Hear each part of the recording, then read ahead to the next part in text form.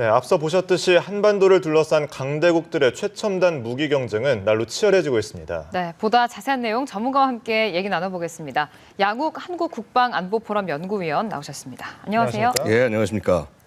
저희가 앞에서 리포트에서도 쭉 전해드렸는데 이 강대국들의 최첨단 무기가 정말 장난이 아닌 것 같은데 먼저 미국부터 좀 짚어보겠습니다. X-51A 극초음속 무기라고 하는데 구체적으로 어떤 성능을 갖고 있는지 좀 설명을 해주시죠. 자, 일단 이 X-51A라는 것은 보잉사가 개발하는 초음속 순항 미사일입니다. 이 순항 미사일이라는 데 관점을 좀 둬야 되는데요. 보통 우리가 순항 미사일 하면 토마호크를 떠올릴 겁니다. 이 순항 미사일들이 별로 빨리 날아가진 못했습니다. 과거에는 아음속, 그러니까 우리 여객기 정도 날아가는 속도로 날아가니까 이게 아무리 멀리 날아가도 시간이 많이 걸리는 겁니다. 그러니까 공격에서는 아무래도 좀 이렇게 시간이 많이 걸리니까 정확하게 내가 원하는 시기에 때릴 수가 없는 거죠. 근데 그래서 이것을 아예 순항 미사일을 이제 초음속으로 만들겠다. 그래서 지금 X-51A 같은 경우는 무려 마하 7의 속도로 날아가게 되어 있습니다. 그럼 예를 들어서 한번 생각을 해보겠습니다.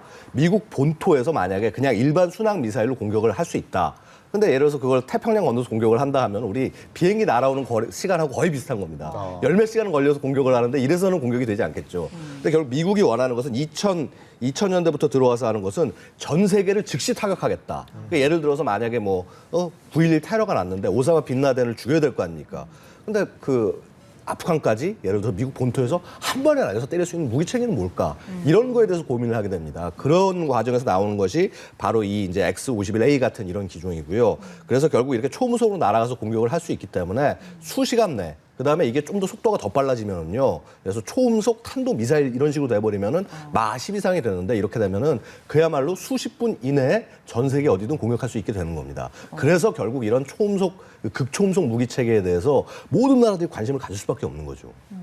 이게 어느 정도 뛰어난 무기인지 강대국들이 전체적으로 다 관심을 요즘 갖고 있는 추세인 것 같아요. 그렇죠. 원래 우리 무기의 싸움은 창과 방패의 대결입니다. 그러니까 창에 해당하는 탄도미사일들이 전 세계적으로 늘어나니까 미국 같은 나라들 보면 미사일 방어 체계를 세우지 않습니까? 네. 방패에 해당하는 것이죠. 이렇게 이 MD가 잘 갖춰지니까 이제는 이 MD를 격파할 수 있는 그런 새로운 시스템은 뭘까? 그래서 나온 것이 극초음속 무기 체계입니다. 왜냐하면 기존에 있는 이 탄도미사일 요격하는 이 시스템은 어떠냐면 탄도미사일이 하강할 때 속도가 마하 한 3에서 4 정도 됩니다. 빠른 경우 마하 5까지 되는 경우도 있는데 어쨌거나 이것보다 더 빠른 속력으로 지나와 버리면 일단 마하 5 정도까지는 잡을 수 있는 미사일 체계가 갖춰져 있는 거니까 그것보다 훨씬 더 빨리 내려오는 것을 개발해야겠다. 그래서 예를 들어서 마하 7, 심지어 마하 10에 이르는 이런 체계들을 자꾸 개발을 해 나가는 거죠. 그동안 공중에서 이 스텔스 전쟁이 한창이었는데 이제는 해군에서도 이런 게 번지고 있다고요? 예, 그렇습니다. 특히 이제 미군의 최근에 보고 있으면 주무알 특급이라고 그래서 차세대 전투함이 나옵니다. 근데 이 생긴 게 보고 있으면 우리가 알고 있는 일반 배랑 틀립니다. 우리가 아는 배들은 보면 앞에 막 이렇게 장비들이 많이 달려 있고 막 함교 튀어나와 있고 마스트가 올라와서 레이더가 막 돌아가고 이런 모습인데 지금 이제 아마 화면에 나올지 모르겠지만 이 주무알 특급 같은 경우는 굉장히 나오는 것이 그냥 각으로만 되어 있습니다. 그래서 저게 배야? 싶을 정도로 마치 SF에 나오는 이제 그런 디자인인데 그럼 이제 왜 이렇게 만드느냐? 일단 레이더의 탐지가 덜 돼야 되고요. 그럼 왜 레이더의 탐지가 덜 되는 커다란 기체를 왜 만드느냐? 사실 이겁니다. 미국이 다른 나라를 공격하거나 할 때 항모를 보통 통해서 공격을 많이 하지 않습니까? 네네. 근데 항모를 통해서 가다 보면 시간도 많이 걸리고 비용이 일단 많이 들어갑니다. 그래서 그렇게 하지 말고 배 한 척만 보내서 좀 중요하지 않은 나라들은 그런 걸로 공격을 하자. 그래서 이런 배들을 만들어낸 것이고 원래는 지금 32척을 만들 계획이 있었는데 일단은 지금 예산이 부족해서 8척만 먼저 한번 만들어보자 이렇게 되고 있습니다. 특히 그 안에는 우리가 아는 일반적인 어떤 미사일도 장착이 되고 함포도 장착이 되지만은 이제 레일건이라는 게 장착되려고 하고 있습니다. 이 레일건이라는 것이 아시다시피 이제 전작의 힘으로 발사가 되는 것인데 이게 정말 개발이 잘 되고 나면요, 이 대형 함포에서는 어떻게 되냐면 우리가 보통 함포를 쏘는 게 한 20km, 한 30km 이 정도밖에 안 됩니다. 그리고 이제 여기에 이 주말 특급에 장착되는 신형 같은 경우는 로켓을 같이 장착을 해서 한 180km 정도 날아간다고 합니다. 이것만 해도 대단한데 레일건 같은 경우는 완전히 개발이 확 되면은 450km 정도까지 쏠 수가 있다는 겁니다. 서울에서 부산까지 거리를 함포로 쏠 수가 있다는 것이거든요.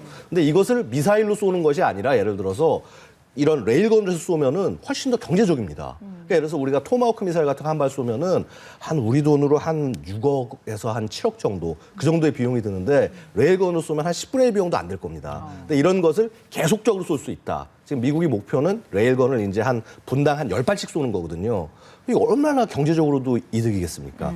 그래서 미국 애들이 이렇게 집중을 하고 있는 겁니다. 예, 중국은 어떤지 아까 우리 얘기하던 그 극초음속 비행체 시험 예. 비행도 했다고 하더라고요. 예, 이제 마찬가지로 아까 말씀드렸다시피 미국이 자꾸 뭐 사드 배치하고 뭐 하고 하니까 이거를 중국도 격파를 해야 될 거 아닙니까? 당연히 극초음속 이제 어떤 이런 무기를 개발을 하고 있는데 작년 1월 9일에 WU-14라는 극초음속 발사체를 발사를 합니다. 1차 시험을 성공을 했고요. 네. 그다음에 8월에 2차 시험을 했는데 요거는 실패를 했습니다. 그러고 나서 작년 12월에 3차 실험에는 또 성공을 했고요.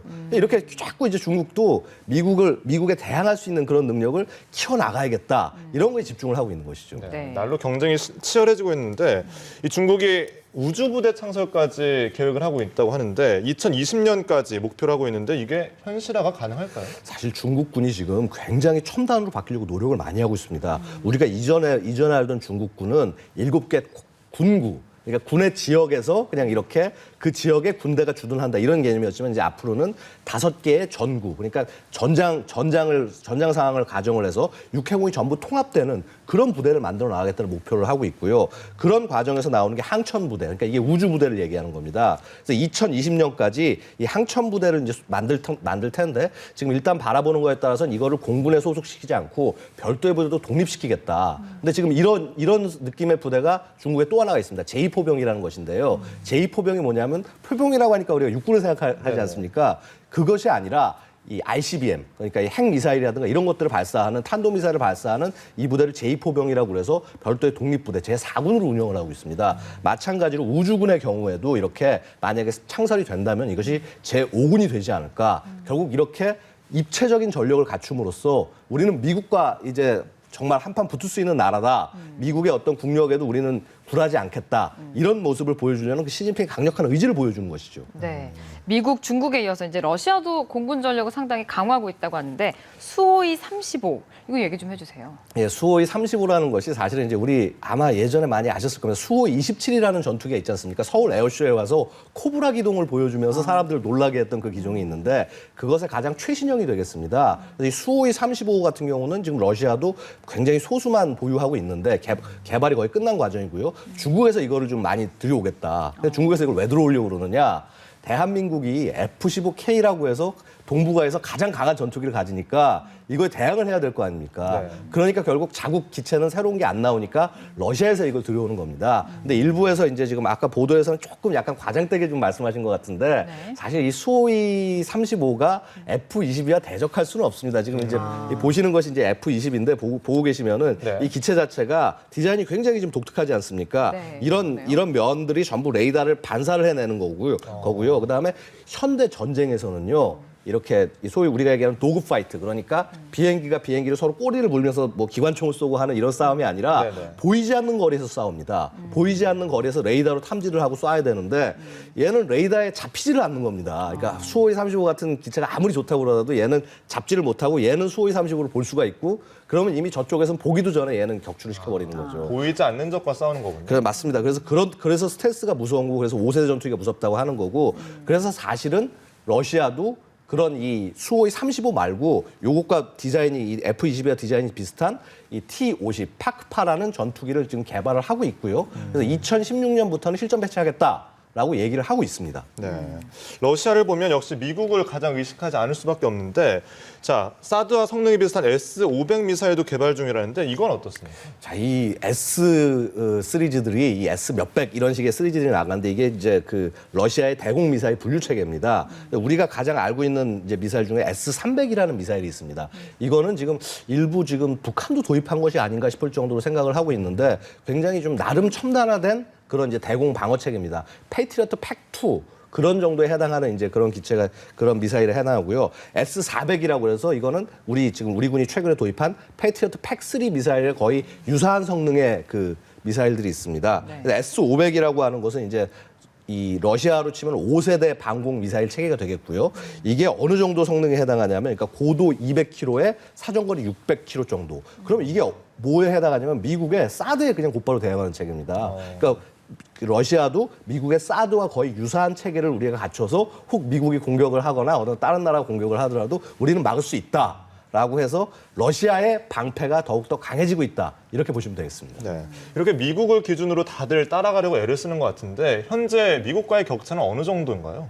그래서 사실은 지금 아직은 그래도 여전히 격차는 있습니다. 미국 같은 경우는 지금 굉장히 앞서 나가고 있습니다. 아무리 지금 뭐 예를 들어 시퀘스트레이션이 해서 이렇게 경제가 좀 줄어든다고 하더라도 군대의 모습이 전혀 달라지고 있습니다. 대표적인 것이 이 F-35입니다. 여태까지 전투기가 공군, 해군, 해병대 다 따로 개발하던 거를 이 기종 하나로 스텔스 기종 하나로 전부 통합을 시켜서 전투에서 이기겠다. 그래서 수직 이착륙도 되고 그다음에 일반 그 전투기로도 활용하고 그다음에 함재 전투기도 활용하고 이런 식으로 통합을 하고 있고요. 또 반면에 육군에 있어서는 경량화를 추구를 합니다. 무슨 말인고 하니 이제 더 이상 미국이 예전처럼 전 세계에 주둔할 수가 없지 않습니까? 네. 그러니까 미국 본토에서 날아가겠다. 본토에서 날아가서 싸우려고 하면 어때야 되냐? 무게가 가벼워야 됩니다. 경량화해야 되니까 경량화되는 부대 대표적인 스트라이커 부대라고 있지 않습니까? 우리 예를 들어서 뭐 키 리졸브나 포어리그를 훈련할 때 오면은 제일 먼저 미국에서 날아와서 이렇게 그 어떤 이 침공을 막아주는 부대, 이 스트라이커 부대를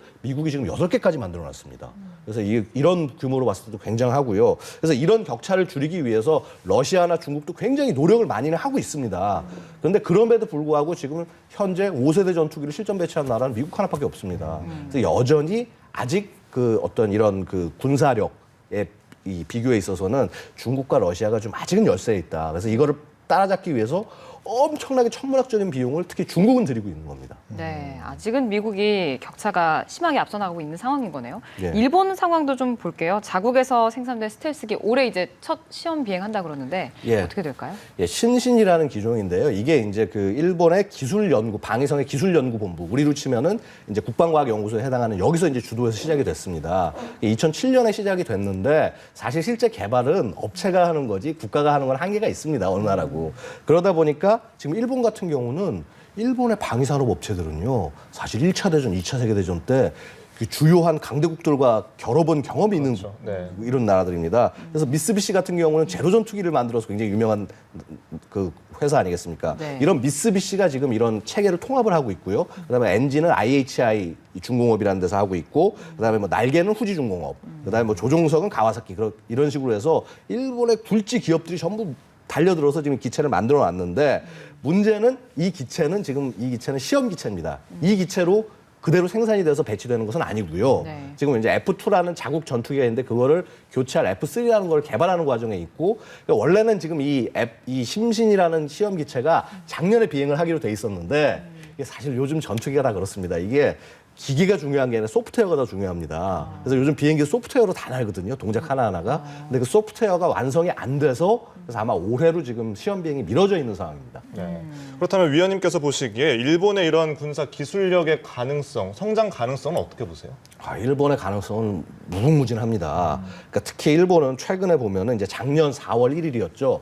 무기 3금의 원칙이 있습니다. 무기를 수출하지 않겠다라는 이런 원칙을 방위 장비 이전의 원칙으로 바꿔서 이제는 무기를 수출하는 방향으로 훨씬 더 이런 방향을 전환을 하고 있습니다. 그런 과정에서 우리 대한민국도 한번 피해를 입은 적이 있죠. 대표적으로 한빛 부대가 이제 남수단 있는 부대가 좀 탄이 부족해가지고 해서 네. 이제 그러고 있는데 그 탄을 마치 이제 그 우리 정부에게 직접 전달한 것처럼 활용을 하면서 일본이 그렇게 아젠다를 쓴 적이 있는데 근데 그것이 중요한 것이 아니라 일본은 이렇게 수출을 풀어놨다고 하는 거는 팔릴 수 있으니까 풀어놓은 겁니다. 가장 대표적인 주자가 어디냐면은 호주입니다. 호주 같은 경우가 3,000톤급 이상의 콜린스급이라고 해서 잠수함, 굉장히 거대한 잠수함을 운용을 해야 되는데 호주가 자국이 개발한 잠수함이 사실 망했습니다. 그래서 이제 이건 더 이상 못 쓴다 그러면 다시 개발을 할 거냐 아니면 기존에 있는 것을 가져올 거냐 그런 과정에서 일본이 지금 현재 보유하고 있는 소류급 잠수함이라고 있는데 네. 이게 무려 4,000톤급입니다. 우리는 지금 3,000톤급 잠수함을 2020년에 개발한다고 얘기를 하고 있는데 일본은 이미 보유를 하고 있고 지금 계속 찍어내고 있습니다. 근데 이게 성능이 너무 좋으니까 호주가 지금 이걸 수입을 해야 되지 않냐 하면서 호주 내에서 굉장히 말이 많습니다. 그렇게 일본 같은 경우도 이렇게 자신들의 수출 시장을 딱 열어놓고 그리고 이제 열심히 공략을 하고 있기 때문에 아마 계속적으로 발전할 것 같습니다. 네, 군사력 이야기하면 북한 상황을 안 볼 수가 없죠. 어제 신형 대한 미사일 공개했잖아요. 예. 어떻습니까? 사실은 이제 이게 조금 우려할 일입니다. 왜냐하면 이전까지 우리가 봤던 그 미사일들은 그 실크원 미사일이라고 그래서 막 미사일이 미사일 같지 않고 막 둥그렇게 생기고 뭔가 날아와도 안 맞을 것 같고 이런 굉장히 구형 미사일에 바탕을 했습니다. 사실 그런 이 스틱스나 실크원들은 60년대 기술에 바탕한 미사일들이었고요. 근데 그것이 아니라 이제 어제 공개된 미사일은 러시아가 보유하고 있는 KH-35 우란이라는 미사일과 아주 흡사하게 생겼습니다. 사실 이것을 2000년대 정도에는 이 북한이 도입을 해서 운용하고 있다는 첩보가 있었고, 근데 이거 시험 발사를 했다는 건 뭐냐면 이거는 이제는 자국에서 생산을 한다라는 그런 얘기가 되겠습니다. 북한에서 스스로 생산한다는 건 어떻게 되겠습니까? 앞으로 충분히 더 그 어떤 이 발사 대수를 늘려나갈 수 있다는 얘기입니다. 거기에 더해서 사실 어제 우리가 주목해야 될 것은 북한이 보여준 그 함정입니다. 이 고속함, 미사일 고속 정이죠. 함이라고 하긴 그렇고 좀 작아서 정인데 이게 농어급이라고 이제 알려진 그런 배가 이제 처음 나온 건데 이게 보면은 약간 스텔스 형상도 돼 있고 그다음에 그 SES함이라고 해서 굉장히 그 위를 그 서피스 이펙트 그러니까 표면 효과를 이용해서 굉장히 빨리 날려나갈 수 있는 고속함입니다. 이 함정에 장착을 했다라는 것만 봤을 때도 야 북한이 굉장히 생각을 많이 하고 있구나. 왜냐하면은 북한은 우리처럼 이렇게 커다란 함정을 가질 수 없으니까 이런 조그맣고 빠른 함정에 사정거리가 먼 미사일을 장착을 해서 공격을 하겠다. 그리고 심지어는 이제 좀 있으면 우리 또 한미 연합훈련 하면 항모 들어오지 않습니까? 네. 항모까지도 위협하겠다라고 하는 굉장히 원대한 꿈을 지금 보여주고 있는 겁니다. 아직은 꿈의 단계이지만요. 네. 그렇다면 실전 배치가 이렇게 임박한 북한의 무기 중에 좀 국제사회 위협이 될 만한 것들은 어떤 것들이 있나요? 역시 국제사회 위협이 되는 것은 탄도미사일이죠. 탄도미사일인데 사실 그동안 여러 가지 탄도미사일들이 개발이 됐지만은 이 중에서 제일 아무래도 주목할 수밖에 없는 것은 KN-5-8이라고 알려진 미사일입니다. 이게 이제 그 북한의 열병식을 통해서 몇 차례 공개가 됐는데요. 길이가 엄청나고 이게 보면 사거리가 한 10,000km 정도 넘어가지 않겠느냐. 북한에서 10,000km 넘어가게 쏘면 미국 본토까지 닿을 수가 있다는 얘기거든요. 네네. 그래서 이런 것에 사실 이 미사일에 대해서는 시험 발사나 이런 것들을 할 수가 없었습니다. 계속 지상에서 이렇게 로켓 테스트만을 하고 있는데 만약 올해 이 KN-5-8의 엔진을 활용을 한 예를 들어서 인공위성 발사체 네네. 이런 걸 만들어서 실험을 한다면은 그러면은 여기에 대한 성능이 되게 나오는 겁니다. 그러면 이때부터는 사실 위협이 사실 어떻게 보면 굉장히 구체화된다, 현실화된다 이렇게 보셔야 될 거고요. 또 우리의 입장으로서는 이제 그 북한이 보유하고 있는 고체 연료를 쓰는 미사일이 있습니다. KN-5-2라는 미사일이 있는데 이거를 보면 작년에 김정은이 직접 나와서 시험 평가를 하면서 사거리를 거의 2배 정도 늘린 이 KN-5-2의 개량형이 이제 공개가 된 적이 있어요. 그래서 이 부분에 대해서는 우리가 굉장히 주의를 해야 된다. 그리고 더해서 그 아까도 뭐 리포트에도 나왔지만은 이 잠수함에서 혹시라도 이런 이 로켓을 발사할 수 있지 않을까 이런 부분에 대해서 우리가 충분히 주의를 해야 되고요. 그다음에 역시 어제 보여준 대한 미사일 이것도 절대로 무시해서는 안 될 거라고 생각합니다. 예, 네. 강대국 및 북한의 무기 경쟁 이야기. 오늘도 양욱 한국 국방안보포럼 연구위원과 말씀 나눠봤습니다. 고맙습니다. 고맙습니다. 감사합니다.